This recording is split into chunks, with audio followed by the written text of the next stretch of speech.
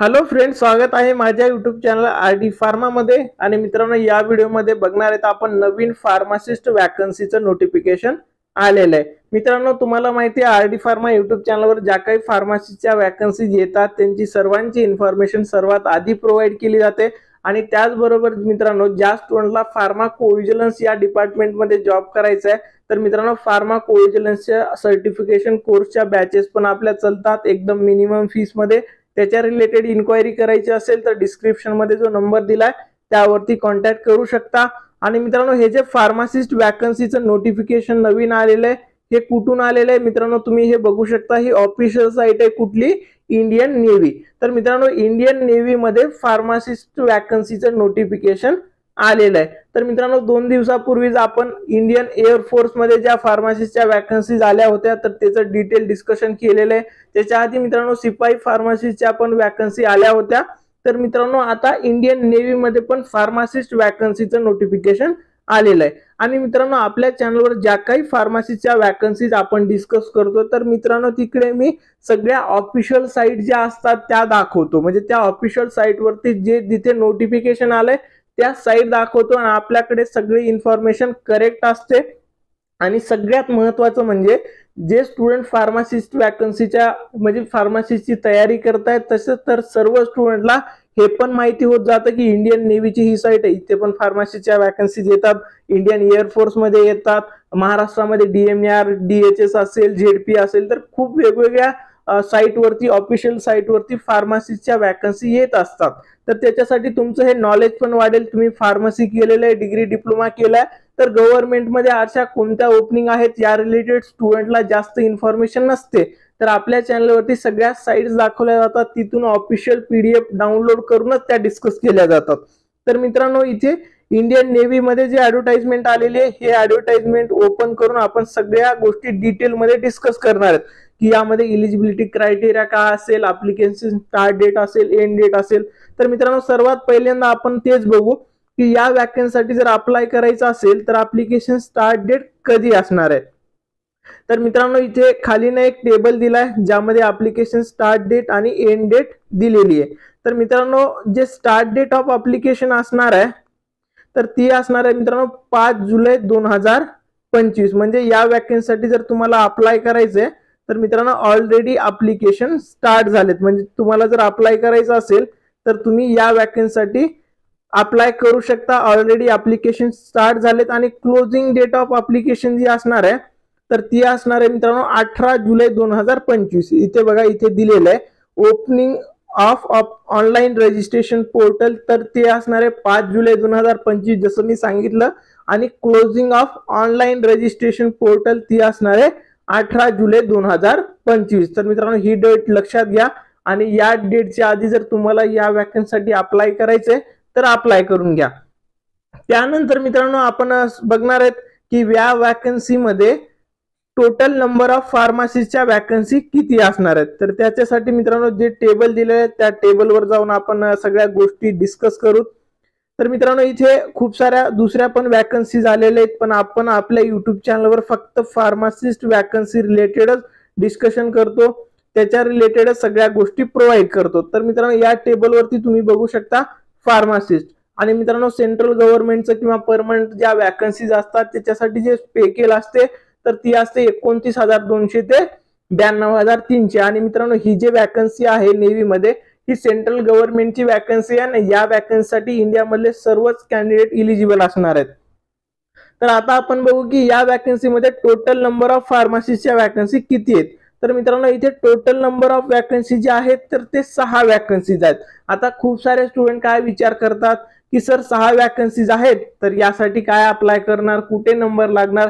तर मित्रांनो, फार्मसिस्ट वॅकन्सीची तयारी जर तुम्ही करत असाल तर तिथे मॅटर नाही करत परमनंट गव्हर्नमेंटची 1 वॅकन्सी येते, 10 वॅकन्सी येत आहेत, 500 येत आहेत, 1000 येत आहेत।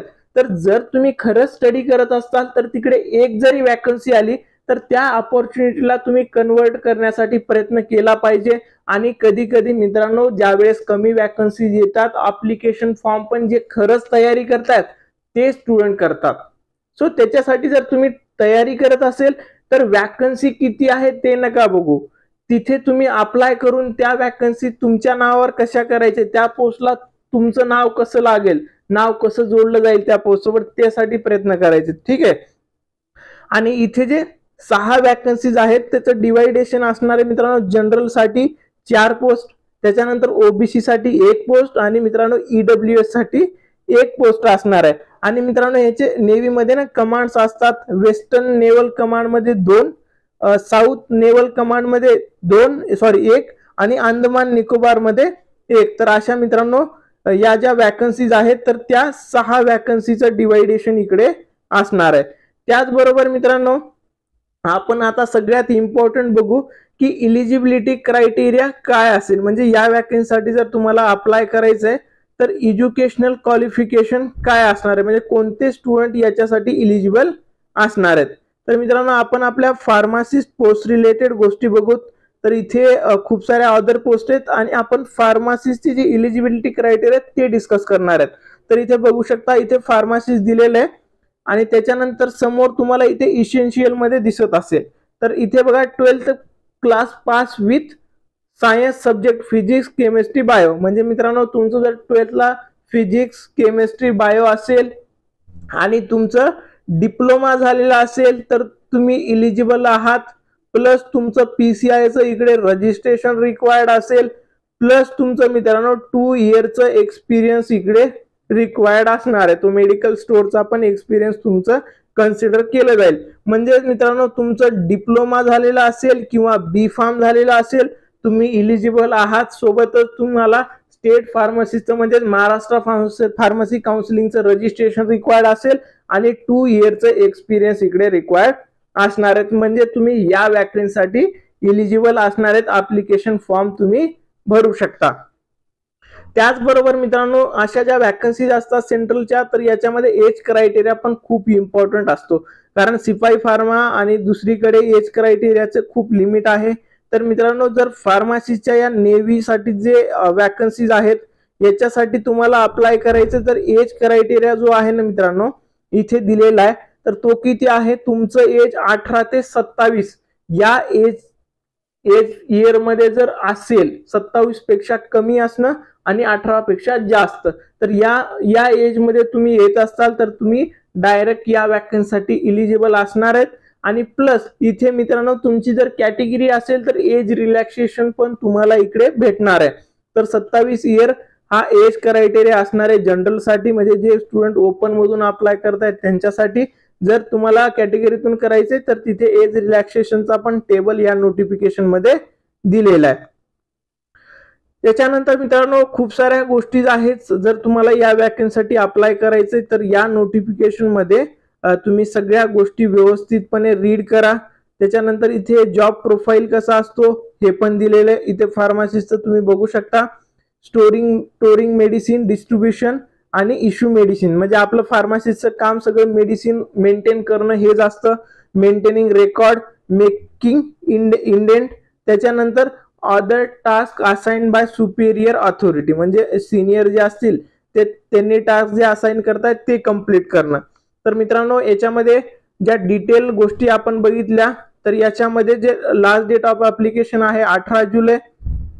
त्याच्यानंतर एज क्रायटेरिया आहे 27 इयर आणि त्याच्यानंतर आहे मित्रांनो जे eligibility criteria D pharm plus B pharm सर्व स्टुडंट इलिजिबल आहे. 2 इयरचं एक्सपिरियन्स इकडे रिक्वायर्ड असेल. सोबतच तुम्ही रजिस्टर्ड फार्मासिस्ट असणं गरजेचं आहे, म्हणजे जेणेकरून या वॅकन्सीसाठी तुम्ही अप्लाय करू शकता. आणि ही जी PDF आहे मित्रांनो तुम्हाला आपल्या टेलिग्राम चॅनलवर अवेलेबल करून देईल. तिथून तुम्ही डाउनलोड करून व्यवस्थित रीड करा आणि त्याच्यानंतर अप्लाय करायचंय. तुम्हाला आणखीन काही डाऊट असेल कमेंट करा. व्हिडिओ आवडला असेल व्हिडिओला लाईक करा. तुमच्या सर्व फ्रेंड सोबत हा व्हिडिओ नक्की शेअर करा. आणि फार्मासिस्ट वॅकन्सीची तयारी करताय, फार्मासिस्ट आहात तर चॅनलला सबस्क्राईब पण नक्की करून ठेवा. थँक्यू.